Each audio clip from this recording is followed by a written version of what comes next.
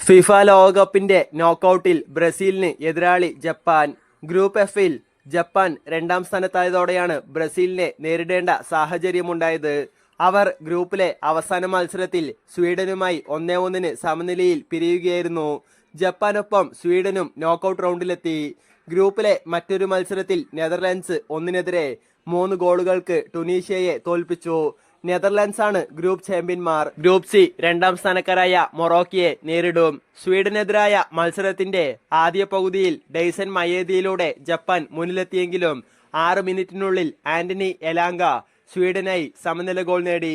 Japan തുടർച്ചയായ 3-ാം തവണയാണ് ലോകകപ്പിന്റെ ഗ്രൂപ്പ് ഘട്ടം കടക്കുന്നത്. 2002-ൽ സഹ ആതിഥേയരായപ്പോൾ ആദ്യമായി പ്രീ ക്വാർട്ടറിലെത്തിയതിനു ശേഷം കളിച്ച 7 ലോകകപ്പുകളിൽ 5-ാം തവണയാണ് ജപ്പാൻ നോക്കൌട്ടിലേക്ക് യോഗ്യത നേടുന്നത്.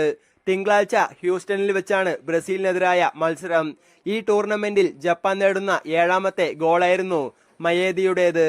ഒരു ലോകകപ്പിൽ ജപ്പാൻ നേടുന്ന ഏറ്റവും കൂടുതൽ ഗോളുകളാണിത്.